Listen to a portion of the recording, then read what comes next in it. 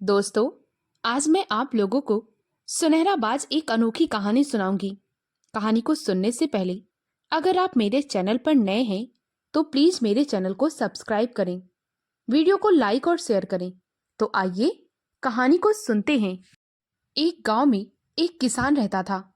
उसकी 3 बेटियां थीं।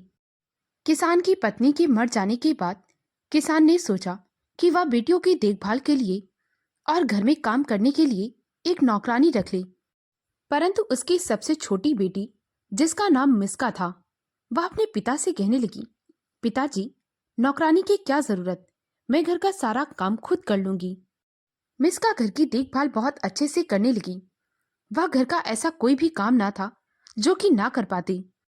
उसका पिता उससे बेहद प्यार करता और भगवान को हमेशा धन्यवाद देता कि उन्होंने उसको इतनी अच्छी बेटी दी है। मिस्का देखने में भी बहुत सुंदर थी। उसकी दोनों बहनें ज्यादा सुंदर नहीं थी, इसीलिए वे मिस्का से जल्दी रहती। वे आपस में मिस्का की बुराइयां करती रहती, क्योंकि मिस्का सुंदर होने के साथ साथ घर के सारे काम भी करती थी।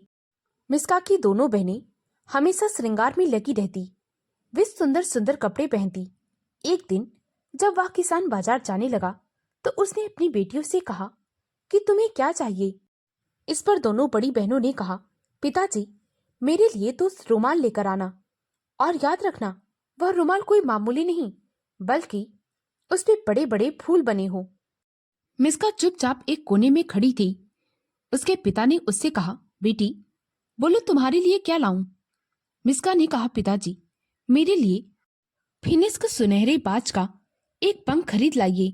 कुछ दिनों बाद पिता रुमाल तो लेकर लौटा, परंतु वह सुनहरे बाज का पंख न लाया। मिस्का ने अपने पिता से इस बारे में कुछ ना कहा। जब कुछ दिन बीत गए तब किसान फिर से कुछ काम से बाहर जाने लगा। इस बार भी उसने अपनी बेटियों से कहा, तुम लोगों को क्या चाहिए, मैं तुम्हारे लिए क्या लेकर आऊं।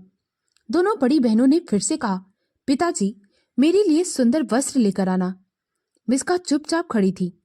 मिस्का से फिर से किसान ने पूछा तो वह फिर से कहने लगी, पिताजी, मेरे लिए आप फिनिस्क सुनहरे बाज का पंख ले आना। किसान वहां से चला गया। उसने अपनी बेटियों के लिए सुंदर वस्त्र खरीद लिए, परंतु मिस्का के लिए उस सुनहरे बाज का पंख उसे कहाँ मिलता। वह बाजार में सुबह से शाम तक घूमता रहा, उसे पंख कहीं ना मिला। अंत में हार कर वह एक कुटिया के पास बैठ गया। उस कुटिया में एक बूढ़ा आदमी रहता था। बूढ़े आदमी ने जब किसान को इस तरह बैठी देखा तो वह कहने लगा, आप कुछ परेशान लग रहे हैं। किसान ने कहा, तो क्या करूं, मेरी सबसे छोटी और लाडली बेटी हमेशा मुझसे फिनिस्क सुनहरी बाज का पंख मंगवाती है, मुझे वह पंख कहाँ से मिलेगा।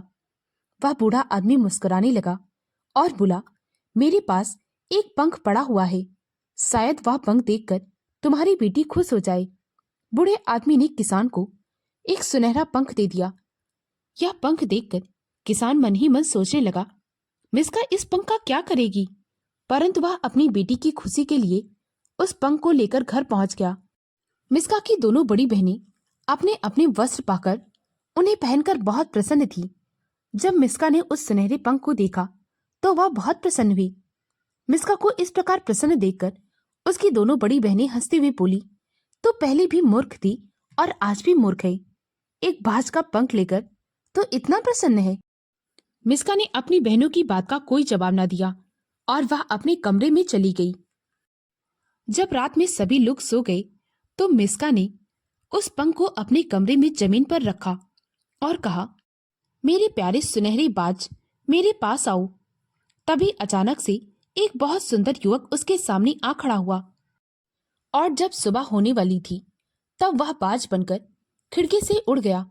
इसी तरह वह 3 रातें मिस्का के साथ युवक बनकर रहा और सुबह होते ही वह बाज बनकर खिड़की से उड़ गया। चौथे दिन जब वह खिड़की से आया और युवक में बदल गया तो यह सब कुछ उसकी दोनों बड़ी बहनों ने देख लिया। इसीलिए अगले दिन सुबह होते ही जब बाज उड़ गया तो उसकी बहनों ने खिड़की में जाली बंधवा दी और उसमें तेज धार वाले चाकू भी बंधवा दिए। जब बाज रात में आया तो वह खिड़की के अंदर न घुस सका और उन तेज धार वाले चाकुओं से उसके शरीर में बहुत सारे घाव हो गए। मिस्का उस समय सो रही थी। वह कुछ भी जान ना पाई कि वहां पर क्या हो रहा है। अंत में बाज ने कहा, जिसे मेरी चाह हो वह मुझे पा सकता है, पर इसके लिए उसे भारी कीमत चुकानी पड़ेगी।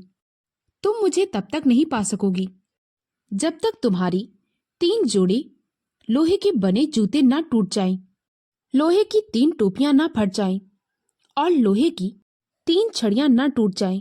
मिस्का ने अचानक यह सब सुना तो वह बिस्तर से कूदकर खिड़की की ओर भागी, परंतु उस समय बाज वहां से उड़ गया था। बस कुछ रह गया था तो उसके खून जो कि खिड़की पर लगा हुआ था। मिस्का फूट फूट कर रोने लगी। उसकी आंसुओं से खिड़की पर लगे खून के धब्बे धुल गए। मिस्का अपने पिता के पास गई और वह कहने लगी, पिताजी, मुझे अब यहाँ से जाना होगा। आप मुझे गलत ना समझें। अगर जिंदा रही तो दोबारा मुलाकात होगी और अगर मर गई तो यही समझ लेना कि यह होना ही था। अपनी बेटी की यह बात सुनकर किसान का कलेजा फट गया, परंतु बाद में उसने अपनी बेटी को इजाजत दे दी। मिस्का ने लोहे की 3 जोड़ी जूती बनवाई। उसके बाद उसने 3 लोहे की टोपियां बनवाई और 3 लोहे की छड़ी बनवाई और इन सब को लेकर वह अपनी यात्रा पर निकल पड़ी। उसने ऊंचे ऊंचे पहाड़ चढ़े, घने जंगल को पार किया और बहुत मीलों तक रास्ता तय किया। अंत में उसके 1 जोड़ी जूता टूट गए, 1 लोहे की टोपी फट गई और 1 छड़ी टूट गई। एक दिन वह खुले मैदान में पहुंची। वहां उसने मुर्गे के पंजे पर एक छोटी सी झोपड़ी देखी जो लगातार घूमे जा रही थी। मिस्का ने कहा, छोटी झोपड़ी, अपनी पीठ पेड़ की ओर कर और अपना मुंह मेरी ओर कर। झोपड़ी ने पीठ पेड़ की ओर कर लिया और अपना मुंह मिस्का की ओर कर लिया। मिस्का झोपड़ी में प्रवेश कर गई। तभी उसकी मुलाकात वहां एक बहुत ही बूढ़ी औरत से होती है। वह औरत देखने में बहुत अजीब सी थी। मिस्का से उसने कहा, अरे सुंदरी, कहाँ से आई है और कहाँ को जाएगी? मिस्का ने कहा, दादी अम्मा, मुझे सुनहरे बाज की तलाश है। यह सुनकर वह बूढ़ी औरत बोली, वह तो बहुत दूर है। तुम्हें 27 राज्यों और 20 देशों को पार करके जाना होगा। सुनहरे बाज को एक जादूगरनी ने अपने वश में करके उसके साथ विवाह कर लिया है। यह सुनकर मिस्का कहने लगती है, क्या आप मेरी कोई मदद कर सकती हैं? वह बूढ़ी औरत कहती है, मैं तुम्हें 4 चीजें देती हूँ। सोने का अंडा, सोने की तस्तरी, सोने की सुई और चांदी का चरखा। जैसे ही तुम 30 राज्यों और 20 देशों को पार करोगी, तुम्हें जैसे ही जो राज्य मिलेगा, समझ लेना वही तुम्हारी मंजिल है। तुम वहां की महारानी की नौकरानी बन जाना। दिन भर का काम खत्म होने के बाद तुम इस तस्तरी में सोने का छोटा सा अंडा रख देना। यह घूमने लगेगा। अगर वह रानी तुमसे यह मांगे तो तुम उसे बेचना नहीं। तुम उससे यह कहना कि पहले तुम मुझे सुनहरे बाज से मिलवाओ। अगर इससे भी काम ना चला तो तुम सोने की सुई जो कि सोने की कढ़ाई करती है और यह चांदी का चरखा चलाना। इससे तो बात अवश्य बन जाएगी, परंतु याद रखना, तुम ये सारी चीजें उस महारानी को नहीं बेचना। मिस्का ने उस बूढ़ी औरत से सारा सामान ले लिया और वहां से अपनी यात्रा पर आगे निकल पड़ी। मिस्का एक जंगल में पहुंची। जंगल में धमधम की आवाजें, अजीब अजीब सी आवाजें, बेहद भयानक हो गया था सारा मंजर। परंतु फिर भी मिस्का चलती रही।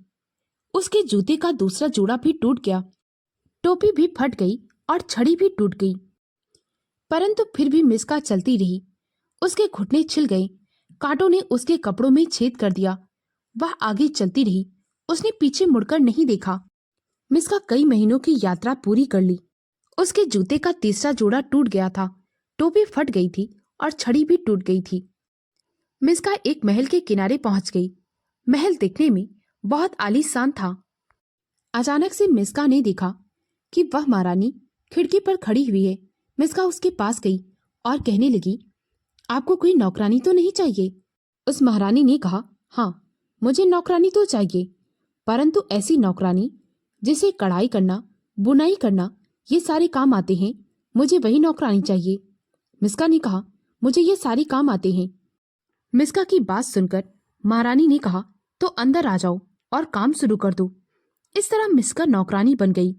उसने सुबह से रात तक काम किया और जब रात हुई तो उसने अपनी तस्तरी निकाली, उस पर अंडा रखा और कहा, ए मेरे प्यारे अंडे, तुम अपना काम करना शुरू कर दो, मुझे मेरे सुनहरे बाज को दिखा दो। तभी अचानक से मिस्का को वह सुनहरे बाज का चेहरा दिखने लगा। उसे देखकर मिस्का फूट फूट कर रोने लगी और बोली, ऐ मेरी सुनहरी बाज, यह तुमने क्या किया? मुझ दुखिया को अपनी याद में आंसू बहाने के लिए अकेला छोड़कर चले आए। यह सब कुछ उस महारानी ने देख लिया।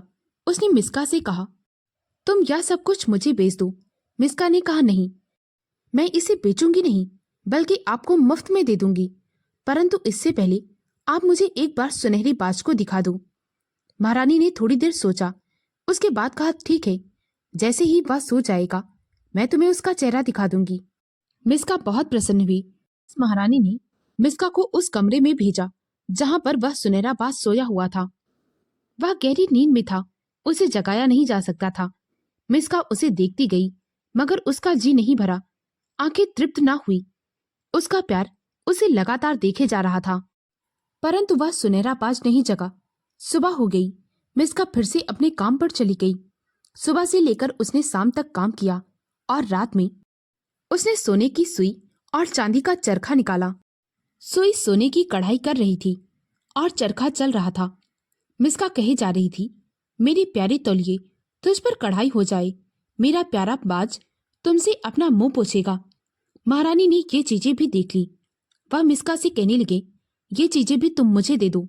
मिस्का ने कहा, नहीं, पहले तुम मुझे सुनहरे बाज से मिलवाओ। महारानी ने कहा, ठीक है, आज फिर से तुम सुनहरे बाज के कक्ष में चली जाना, क्योंकि जादूगरनी महारानी को यह लग रहा था कि वह बाज तो सोया रहेगा, मिस्का उसे जगा नहीं पाएगी, इसीलिए वह आसानी से मिस्का को उसके कमरे में भेज रही थी। मिस्का बहुत खुशी के साथ आज फिर से उस बाज की कमरे में जा पहुंची, जहां पर वह फिर से एक इंसानी रूप में सो रहा था। मिस्का उसके पास गई और उससे कहने लगी, मेरे प्यारे सुनहरे बाज, उठो जागो। परंतु फिर भी वह सोता रहा और नहीं जागा। मिस्का ने उसे बार बार जगाने की कोशिश की, परंतु वह सोता ही रहा। मिस्का उसके पास बैठी फूट फूट कर रो रही थी। तभी अचानक से मिस्का की आंखों का एक आंसू का बूंद निकलकर सुनहरे बाज के कंधे पर जा गिरा। कंधे पर आंसू के गिरते ही वहां पर आग लग गई। जलने की वजह से वह बाज जागकर खड़ा हो गया। उसने देखा कि मिस्का सामने खड़ी हुई है। मिस्का को देखकर उसने प्रेम से गले लगा लिया। सुनहरा बाज कहने लगा, क्या तुम सचमुच में मेरी मिस्का हो? तो इसका मतलब यह है कि तुमने बूटों के 3 जोड़े, 3 छड़ियां और 3 टोपियां फाड़ डाली हैं। आखिरकार तुमने मुझे पा ही लिया। मिस्का ने कहा, हाँ, मैंने अंत में तुम्हें पा ही लिया। अब हमें अपने नगर वापस लौट चलना चाहिए। उसके बाद मिस्का को तुरंत ही उस जादूगरनी महारानी की याद आ गई। उसने सुनहरे बाज से कहा, क्या हम उस जादूगरनी महारानी से बचकर निकल सकते हैं? इस पर सुनहरे बाज ने कहा, हाँ, मैं उसे मारने का तोड़ जानता हूँ। आज तक उसने मुझे अपनी कैद में रखा था, मुझे अपने वश में कर रखा था। अब मैं उसे नहीं छोड़ूंगा। सुनहरे बाज ने उस जादूगरनी को मार दिया। मिस्का सुनहरे बाज के साथ अपने नगर वापस लौट आई। वहां पर दोनों ने धूमधाम के साथ विवाह किया। मिस्का एक बार फिर से अपने पिता के साथ बड़े ही प्यार से रहने लगी। दोस्तों, अगर आपको यह कहानी अच्छी लगी हो तो प्लीज़ मेरे वीडियो को लाइक और शेयर करें, मुझे ज़्यादा से ज़्यादा सपोर्ट करें, ताकि मैं आप लोगों के लिए और भी अच्छी अच्छी कहानियाँ ला सकूं। कहानी को पूरा सुनने के लिए बहुत बहुत धन्यवाद।